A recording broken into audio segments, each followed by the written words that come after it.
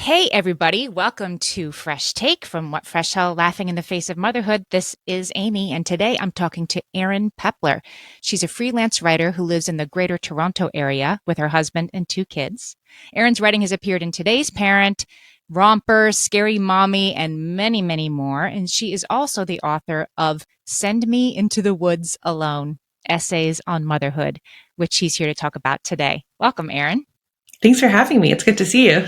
We were just talking about, I love this book, the books of essays in which you feel deeply seen. Thank you. Are my very favorite kind of book.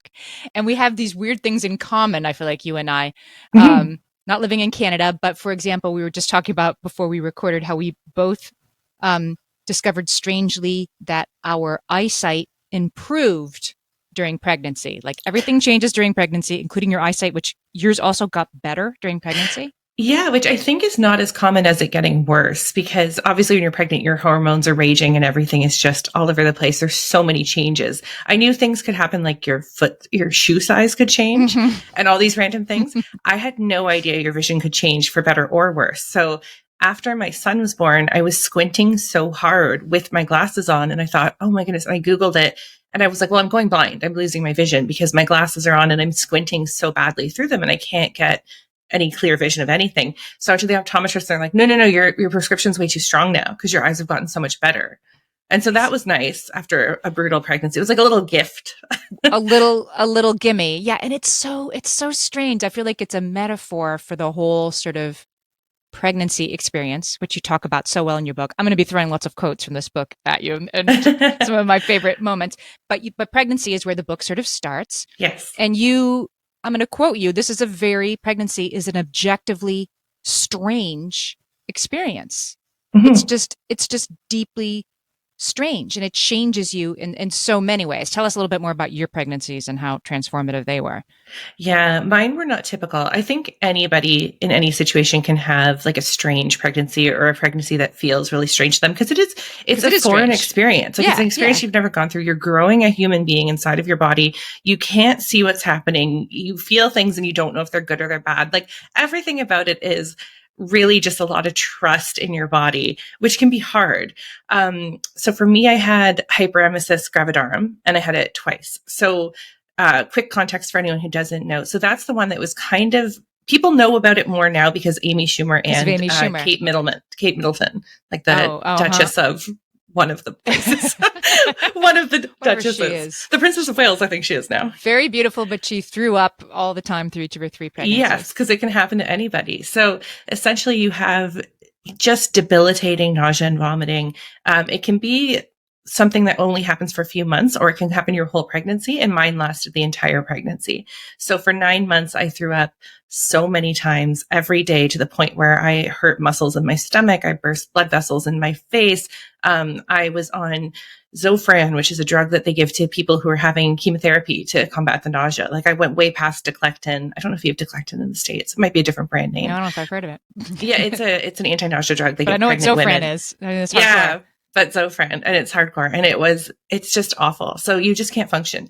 And the first time it happened, I was able to kind of cocoon and hide and, just kind of get through it. But then the second time you have a toddler.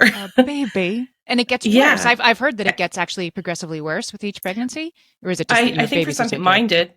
Yeah, mine did for sure. So it was definitely worse the second time.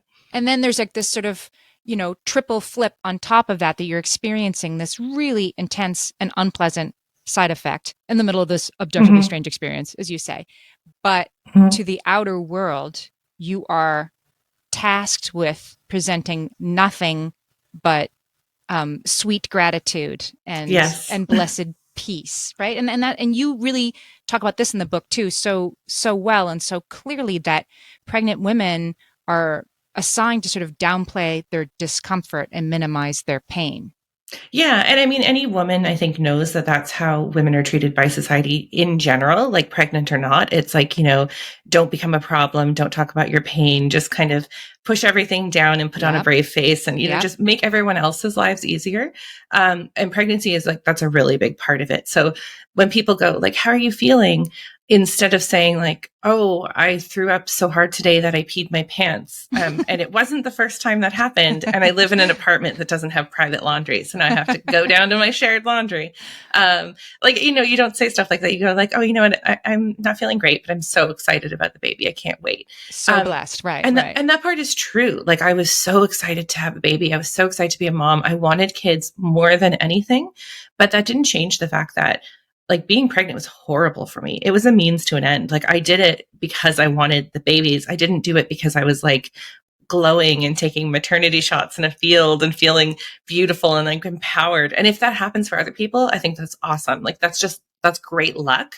But I think it doesn't happen for a lot of people, and they don't talk about it because they compare themselves to those women who are, beautiful and glowing and going to pregnancy yoga or feeling like, the ones who are like, maybe I'll be a surrogate just to experience this again and do it for someone else. And I was like, oh, that's cool for you, but like I would die. Are you kidding? Right. I had comparatively peaceful and calm pregnancies, but yeah, it wasn't a blissful experience. But I think you're really onto something. This idea that we do feel the pressure to perform it as if it is, because that's what people want to hear, and they certainly don't want to hear that it's not. And you do think that it must be only you who's not loving every moment, who's finding this all a little weird.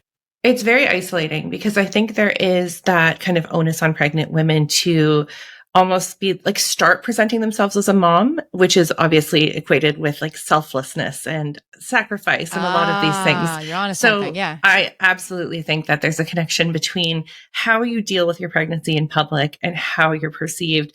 Like if you're complaining, like not even complaining, I don't want to say complaining. If you're acknowledging how hard it is and awful it is. The truth, right. Yeah. Right. In some situations like mine, it's almost just like, well, how is she going to handle having kids?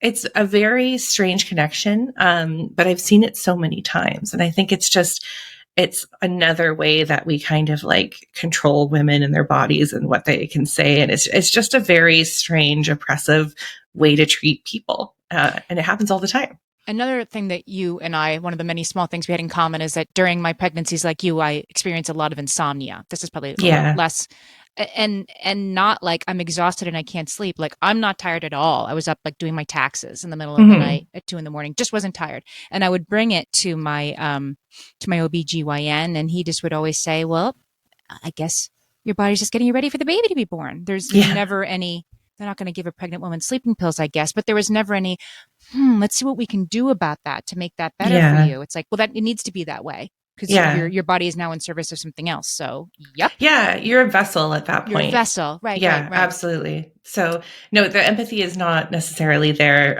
from everybody in the medical community or everybody in our personal lives. I mean, I have a great circle of support around me, and my husband's amazing and my family. And I still felt very isolated because how do you explain to somebody what it's like to throw up 25 times a day and like lie on the bathroom floor and just at the end of the day be like, all right, I survived. I'm going to do this again tomorrow. And know that there's months of that ahead. Like it really, really is hard to get across to anybody how isolating and difficult that is.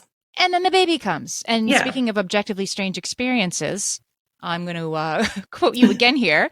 You say like, when in the pregnancy, and of course during the birth, you're extremely well monitored. There's all kinds of beeping things on you, as there should be, I guess. But then you say, once the baby's out, you just go home and resume life like you always have, but with a baby. And you're just sort of sent on your way. And that is also objectively strange. It is for sure. I mean, I felt I had wanted kids my whole life, and I'm the oldest daughter. I'm the oldest cousin on both sides of my family. I worked in we have in common. Oldest daughter, oldest cousin. Yep. And I worked in a daycare all through high school and university, or at least through all of university. So I was always with kids, and I worked in the infant room. So I was like changing diapers with little babies. They were all 6 months and up, but I had so much experience with babies, and I felt really confident about the logistics of babies. Like, like I know what to do when they're crying. I know roughly exactly like how to feed them and when they need to be fed and how to put them down for a nap. I could put down 10 babies for a nap at the daycare and get them all to sleep. But then you have your own baby and you're like, my one baby won't sleep. Like, it's totally different. It's a whole other ballgame. And for me, I was thrilled to take my daughter home, but I also like remember walking out of the hospital with my firstborn and going like, nobody's checking anything. Nobody's like making sure this is my baby. Like, I'm just leaving this hospital with this human that I didn't walk in here with. And now I'm going to take her home and just like raise her to adulthood. And it felt way too casual. And so I always joke, I'm like, I don't want it to be this thing where we're all getting like checked thoroughly and papered on the way out of the hospital and make it really formal, but it just felt weird. Some middle ground might be useful, right? Yeah, like maybe a package that's like, here's some tips. Just maybe I bet some hospitals probably do that. Yeah, like the mimeographed like many times over. You don't really read what it says anymore. What is a baby? One now. I'm talking to Erin Pepler. She is the author of Send Me Into the Woods Alone, Essays on Motherhood, and we'll be right back. Erin, this book, I'm going to quote one of your lovely blurbs, that it swivels between the funny and the dead serious, this essay collection, as does Motherhood, right? Motherhood swivels daily between the hilarious and the more difficult. Yeah. And that's why it's such a good book. And you talk very openly about your anxiety as a parent and how it manifests. Can you tell us when you sort of started recognizing it as part of your parenting experience? Yeah. For me, it was really separation anxiety. So I was not anxious about anything when I had the baby with me. So, and this is true. I'll say the baby because I'm thinking back to the first time I had a child, like my first experience. And if I was holding my daughter or had her in the stroller or was like within sight of her, I felt fine. But then I would put her in her crib at night and I would lie down in my bed and I would have nightmares about everything bad that could happen to her. And they'd be ridiculous. They weren't realistic nightmares 90% of the time. Like, I had one that my mother took the baby on a roller coaster. Like, it was like stuff like that. But I would wake up like shaking and crying. And then I'd feel stupid because what a ridiculous thing to stress out about. But when you're sleep deprived and your hormones are resettling and you have a history of anxiety like I do, it would manifest in these horrible nightmares. But then when I would say them out loud, I'd be like, I sound ridiculous. This is not something anybody's going to take seriously. But I would wake up shaking and crying and so anxious and not be able to sleep because I would have these visions of like my daughter flying off a roller coaster.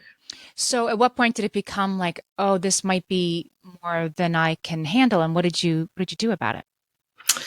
I don't know if I'm the best role model because I didn't get help. I didn't recognize how anxious I was really until it had passed. And at that point I was like, oh, I should have gotten some help with this. So, and I think that maybe stems from having coped with anxiety in other ways throughout my life where I was just like, oh, I have some coping mechanisms. I can maybe deal with this. And then babies do get bigger and they sleep a little better. And I was getting a little more sleep and that would help. So like inch by inch, things just kind of settled and got better. I think it's way more important to just go get help. Like, it's a better idea to go get help. If you're super anxious and you're not sleeping and it's affecting your life, like absolutely, like, find a family doctor, find a therapist, talk to them. That's what I should have done in retrospect. But fortunately, my situation was mild to moderate enough that I could cope with it. And I'm really fortunate that that's all it was, because it isn't like that for everybody. No, I didn't have anxiety, but I did have a kid who ended up having reflux. And so his sleep deprivation and mine were extreme. And again, same kind of thing. I mean, I want to sort of absolve you. Like, if only you had told one medical professional you were feeling a little anxious, I'm sure everything would have been terrific, because that's not necessarily true at all, right? That we are, women are, again, patted on the head, said, well, it's baby blues, mom. And then in my case was like, well, babies cry, mommy. And they kept sending me home. And it was, in my own case, it was my baby who's 20 now, by the way. This all works out. But at the time he was about 9 weeks old. We it was the weekend of his baptism, and both my mother and my mother-in-law took me aside and said, something's wrong with this baby. And Yeah. that's when I could go back to the doctor and be like, both the grandmothers said there's something wrong. He cries too much. And that's then I got referred out to a specialist, and yeah, there was something wrong. Yeah. And like I said, he's fine now, but the instinct is, when I think a new mother is struggling, to tell her, you got this, mama, right? Instead of saying, Yeah, well, what do you mean? Tell me exactly. more. Yeah. Or how can I help? Right, It's right, just like, right. you can handle this. You've got this. Look what you're a superstar. I don't know how you do it. It's all those Yes. things, right? Yes. And then you're like, but I'm not doing it. Things are bad. I need help. So And it's that's very difficult. sort of like the low grade anxiety. I think many of us can identify with that you feel as Hmm. a parent. You still feel as a parent. You talk about it in Oh, the for book, sure. like Yeah. To this day. you're a cross at the crosswalk sort of a mom, and you recognize that about Absolutely. yourself. And that's not all bad, right? As my co-host Margaret likes to say, the anxious bunny survives, that it is a protective mechanism. Yeah. But what sort of boundaries or parameters do you put on it for yourself? Like, how do you know, like, this is a good amount of worry, this isn't? Do you even think of it that way? Oh, I definitely do. I have, this is kind of like embarrassing to admit, but I have certain friends in my life who I look at them and I know they're great parents. And if I'm feeling super anxious about letting my kids have a little more freedom or do something that makes me uncomfortable, I look at those parents and go, wait, are they letting their kids do it? Because if they are, and I trust their judgment so much, and I know that objectively they are less anxious than me and very smart and very loving parents and not irresponsible, that Mm. if they're allowing this, there's a good chance this is just me being anxious versus a realistic thing I have to put boundaries around. So there are things I'm very conscious not to be like a helicopter mom, or helicopter parent, because both parents can do it. But it takes like a conscious effort of me going, okay, they deserve more freedom. They deserve more privacy. It was little things like letting them go to the park alone for the first time. And like when they start walking to school by themselves, and then just those little things that I think a lot of parents go like, oh, that's freedom. That's amazing that they can walk themselves to school now. I would be stricken with horrible anxiety about it. Not just like a little nervous. I would be so anxious about it. But then again, like over time, I'm like, that's the thing they do now, and it doesn't bother me at all, really. But it wasn't like, oh, a couple days in and I feel good. It took some time. And that worry can feel additive. I'm going to read you a quote from the book. You say, I feel like the stress that I feel keeps my family safe. Like if I somehow Mhm, lost all sense of tension and foreboding, the worst would happen, because mhm. I would no longer be on guard. My complacency will be the death of us all. Well, I certainly identify with that, right? Like It's you so need me to worry dramatic. about this stuff so that none of it will happen. Yeah. But it's like you were just saying, it's that nervous bunny thing where I feel like if I get really lax, then who is making sure everybody's okay? And it's not because my husband's irresponsible. He's very responsible. But I think it's those years of being the primary parent, because we both work full time now. But for years when the kids were little, we had made the decision that I would stay home and work part time and work freelance and really light freelance hours. Like I'm still freelance, but I'm full time. So back in the day when he was commuting and gone 12 hours a day and I was kind of working like around naps and in the evenings, like that was my responsibility throughout the day. I was the parent making all the decisions. And when he was present, he was amazing, but he was gone 12 hours a day. So Mm-hmm. I think a little of it stems from that being like, I'm the person responsible for these kids. And my kids are 19 months apart. So Oh my I also, gosh, mine too. oh yeah, Yeah, I have three kids, but my oldest two are 19 months apart. It's an that's so intense couple of funny. years. It really is. Yeah, the two under two. And I mean, they're amazing kids, but like, yeah, I had a son who had some gastro issues and colic, and he was my second, but like the crying for sure with that. And my daughter was considered like borderline low birth weight. Like she was full term, but because of the hyperemesis and everything, she was like a five Oh no. pound, Uh-huh. 18-inch baby. She was like a little doll. Like you see those 18-inch dolls and go like, that's smaller than a newborn. And I'm like, that was the size my child was. Except And she mine. was 5 pounds. We took out my preemie clothes for this full-time baby. So yeah, and because she was low birth weight, she had to feed constantly. So when we were just talking about the sleep deprivation, it was like every 60 to 90 minutes breastfeeding. And she couldn't take a bottle. She had, what's it called? Tongue tie and different things. So Uh-huh. it Uh-huh. wasn't even like I could be like, I'll do every other one. My husband, like, no, I had to physically feed her. She could latch on, but she could not take a bottle. So all these things you don't plan for, right? Right. You don't plan for. And then of course there's a sort of like 10 years later, or 20 years later or whatever, like Yeah. is it really okay now, right? There's a hypervigilance. Yeah. When I do you mean, relax? right. When are you supposed to relax? Like when you're a new mom being sent home with like your baby's low birth weight, so keep an eye on that. Goodbye. Right. What are you Yeah. supposed to do? How are you supposed to manage that and keep it from Yeah. taking over? It's a It's, wonder any of us make it through the first year. I mean, it really is, honestly. And everyone's experiences are so different. And it's funny. I mean, we talk about these things, and sometimes when we're talking about the book, I feel like I have to jump in and qualify and be like, it's not all doom and gloom. It's not No, all the no, bad no, stuff. it's not. It's a very funny book. Yeah. But these are a large part of why I wrote it, was because I wanted to talk about this stuff, like the kind of darker stuff and the scarier stuff, because that's the stuff that I don't feel like gets a lot of open conversation and gets a lot of attention. And it's so important to me to normalize, like, if you're super anxious or if your pregnancy was awful, or just saying like, I hated being pregnant. Like, I love being a mom. I love my kids, but I hated being pregnant.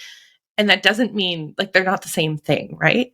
You No, can it's hate so pregnancy. validating. Your book is very validating Thank because you. it is for anybody, which is everybody who has experienced both sides of the motherhood experience. Of course it's wonderful, and of course it's hard, and of course it's weird, Mhm. and of course it's crazy, but we don't often get to talk about that, let alone have that experience reflected back to us as mothers.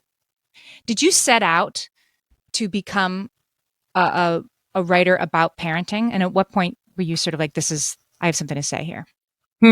That's a good question. So I guess no, in the sense that when I started writing, I wasn't thinking about kids. I wasn't thinking about motherhood. And so I wrote about other things. I've been writing since I was maybe, I mean, I have a piece of, this is so funny, but I have a piece of paper from when I was like 5 years old that says, when I grow up, I'll be a freelance writer. Wow. And the thing that makes me laugh is the word freelance, Freelance. because I'm like, Where did you? what did that mean? And then I think my mom or my grandma was like, I think you knew you didn't want a boss. And I'm like, but at 5, someone must have explained it to me what that meant.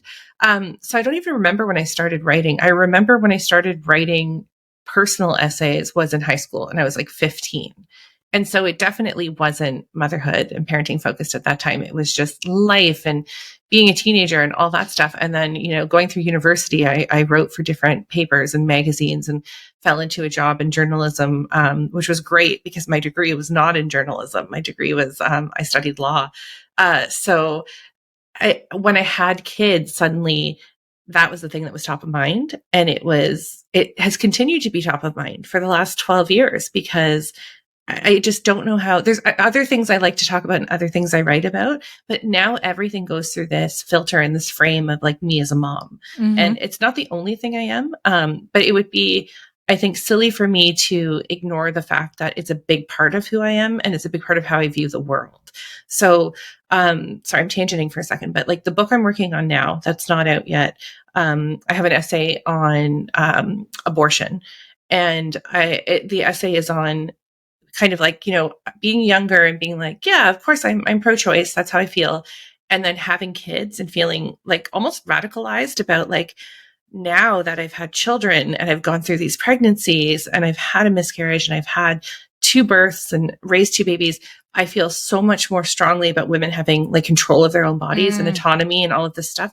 And so it's like, no, my position didn't change, but the reality of what my position meant and the impact on people, and like just having gone through pregnancy, childbirth, motherhood, I didn't expect it to make me care so much more deeply about some of these issues, with like women's rights and women's bodies. So stuff like that. Like I could have written an essay on reproductive rights, 15 years ago. It would have been an absolutely different essay, even if the crux of it was like the same, position, same side of the issue. Do you know what I mean? Yes, it totally makes sense. We're going to take a quick break. We're talking to Erin Pepler, author of Send Me Into the Woods Alone. We'll be right back. So, Erin, let's talk about the title. Your essay collection is called Send Me Into the Woods Alone. Mm-hmm. I think anybody listening is like, yeah, I know that instinct, that fervent passing wish. But tell us why you called your essay collection that. So, excuse me. So that was something that it was really important to me that was the title of the book, because it's the title of one of the essays. And I felt like it summed up my whole position on motherhood, which is like, sometimes you want to escape, but like people I thought would know it was tongue in cheek. And I felt like if you don't get that it's tongue in cheek and that you're wanting to it's not wanting to escape your family and live in the woods forever and never see your kids again. It's that moment of like, everything is overwhelming, or your kids are being just ridiculous, or everyone is pulling you, or you're touched out, or all those things. And you're just like, oh my God, like send me away. Like, I just want to run into the woods. And it's that passing thought. And then you go, oh, okay. And then you're back with your family and you love it because they're your happy place and they're the best thing in the world. But I don't think any of us have had kids, raised kids, and not had a moment of like, dear God, send me anywhere, anywhere but this kitchen.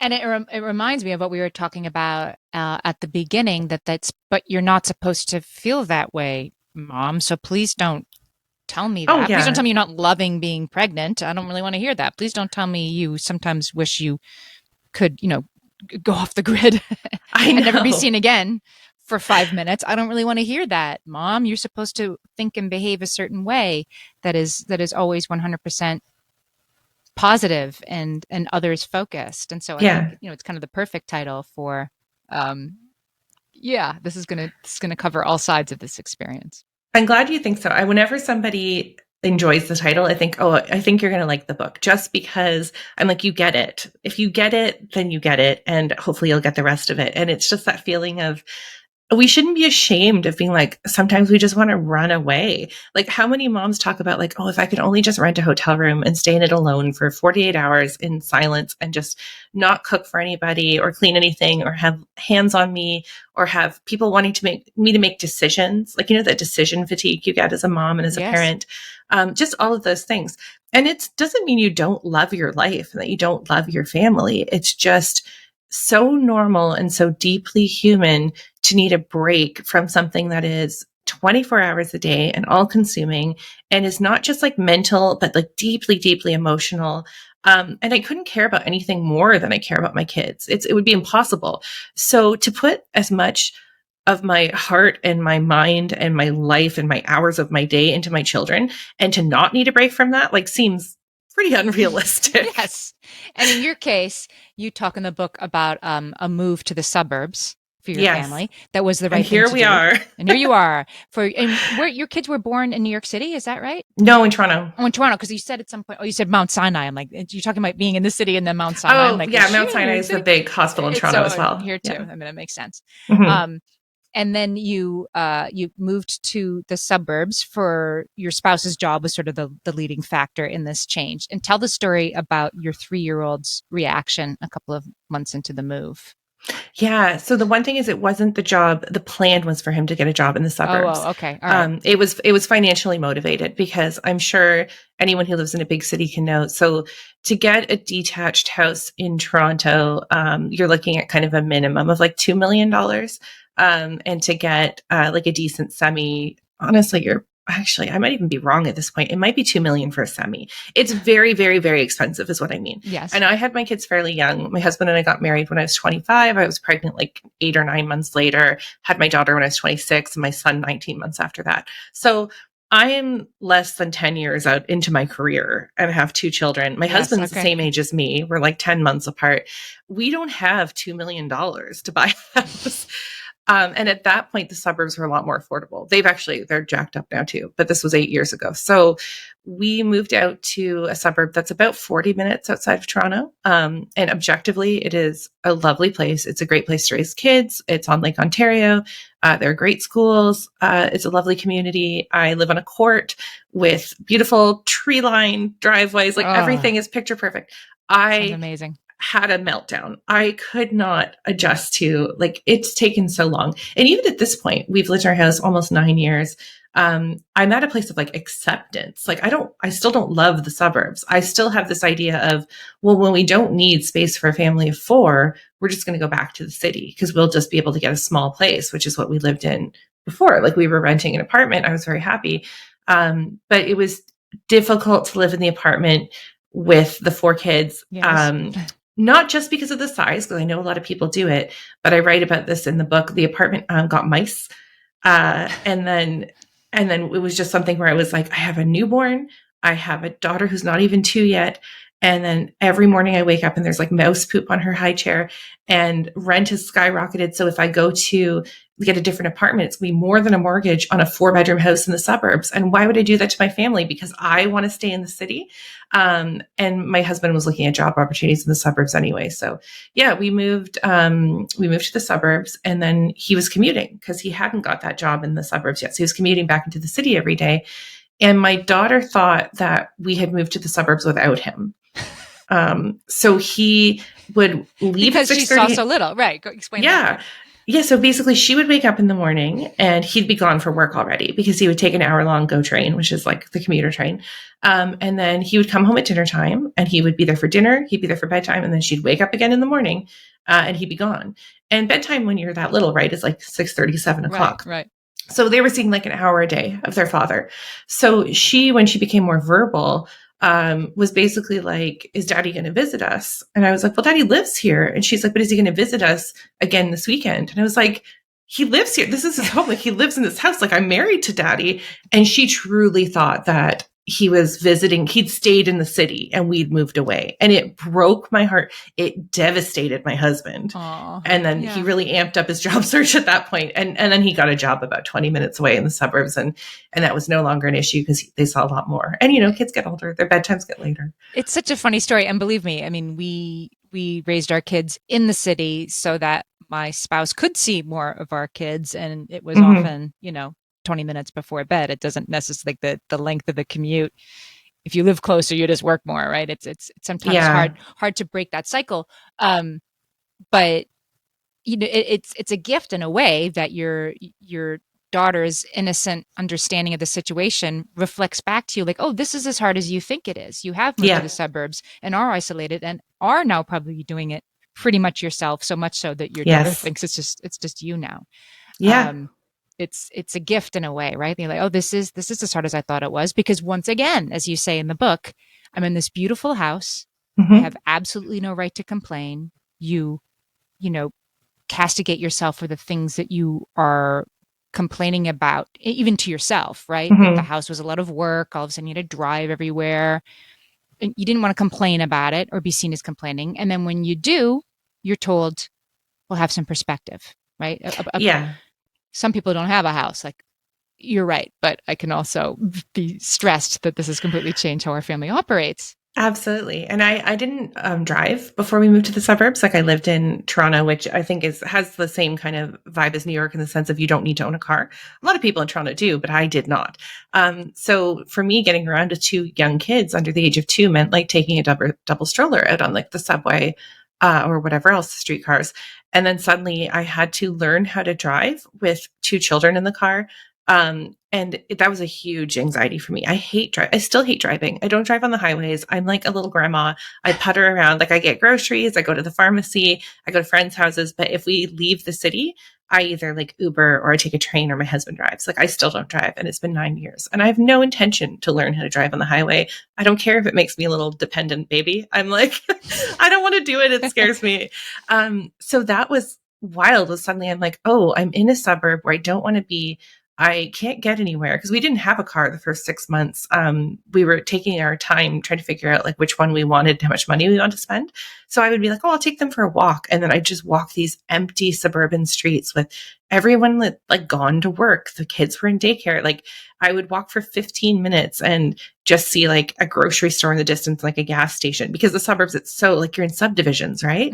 So whereas when I lived in the city, I would open my door and it was like restaurants, coffee shops, the little farmer's market, the bookstore, the little baby play centers, the library, like all these things. So it was very jarring, but it was that sense of you cannot complain about this because look how beautiful your life is. You have 2 healthy, beautiful children. Your husband treats you so well. You just bought your first house and it's lovely in a lovely community. A lot of people would really, really kill to live in. And like, how dare you be sad about that? And so I felt very ashamed. Like, I just felt like I'm a garbage person for not being really just grateful every day. And I was grateful in the sense of, I was like, I recognize how privileged it is to be able to just go, oh, rent was too high, but we could go buy a home in the suburbs. Like, oh, what an awful solution that was, like to go buy a nice house. I was very aware of it on paper, but it didn't change how sad I felt or how lonely I felt or how out of place I felt, because everyone knows, like, you can say to someone, like, where would you like to live? Are you like a rural person? Would you love, is your dream to live on a farm? Is your dream to be in New York City? Or would you really like the suburbs? We all have an answer to that question, because it's like, where do you fit in? Where do you feel like safe and comfortable and at home and like the most like yourself, and where there's opportunities for you? And for me, it's the city. And so not living there, even almost a decade later, I'm like, I feel like this is a chapter where I'm somewhere because it's a good choice for my family. I don't feel like it's the place for me. So in retrospect, I'm like, of course I was sad about that. It was hard, but yeah, I felt like a garbage person. What has the reaction to this book been? So this book has been out for a little while in Canada. Yeah. And it's out in the States too, although it's been more broadly publicized, I would say, in Canada. Absolutely. And so it's nice to be able to introduce this to the mostly American listeners today. But what has been the reaction to this book? What have you heard from the moms who have read this book? It's been really great because it's been a lot of what you said, which is just they feel really seen and they feel really validated. And I'm really happy that it's making people laugh, because there is a lot of humor in the book. And that is how I like to approach things, is when things are serious, I'm serious about them. But a lot of things in motherhood, it's good to laugh about, and we can and should laugh about it. And I do. So that has been the most validating thing. And it means so much to me, because I didn't write it to like win book awards or have people tell me like, oh, my sentences are beautiful. Those are nice things. That would be cool. I wrote it really, really as this, like, I wish these are the things people had told me. I wish these are the things that had been said a little louder or out loud at all when I was young and having children. And I just felt so like, oh, I'm the only one that feels this way or thinks this way. And I'm like defective for feeling like that. So going into it with that mentality of like, I'm going to reach people, and then having people reach out to me and say it meant something to them, is just like, that's everything to me. And it's like you said, it's been out in Canada for over a year. It's been out in the States. The difference is, because I'm Canadian, like if you walk into a bookstore in Canada, it's like on shelves pretty much everywhere. It's sold a lot of copies in Canada. In the States, I'm kind of like warehoused. So like, you can get it from Barnes and Noble, but if you walk into the store, it's not going to be there. Like they would order it in. It's in the Barnes and Noble warehouse. And same thing with a lot of the independent bookstores. It's on shelves at some of the indies, but a lot of the time it's in those distribution centers. So if somebody wants it. So I don't have the same visibility in the States. So I'm very happy you had me on, because I hope, I'm like, even if one person finds it, that would be so exciting. I'm going to put a link in the show notes to where you can buy Send Me Into the Woods Alone right from where you're listening right now. But Erin, tell us where our listeners can find you, what you're up to next, and everything that they might want to know about you. Well, I'm working on my second book right now. There is no pub date right now because I am a slow writer. Me too. It takes me a long time. So I'm not going to knock out another book next year or anything like that, but I am like diligently working on another book that I'm proud of so far and I'm excited about. You can find me on Instagram. It's just at Erin Pepler, and Twitter at Erin Pepler. And on Facebook, it's at Erin Pepler Writer. And I have a website, erinpepler.com, that maybe don't go to, because do I update it? Not that often. Not as much as you update the social media. Yeah, but it exists. It does exist. We'll put links to all of that in the show notes as well. Erin, thank you so much for talking to me today. Thank you so much for having me.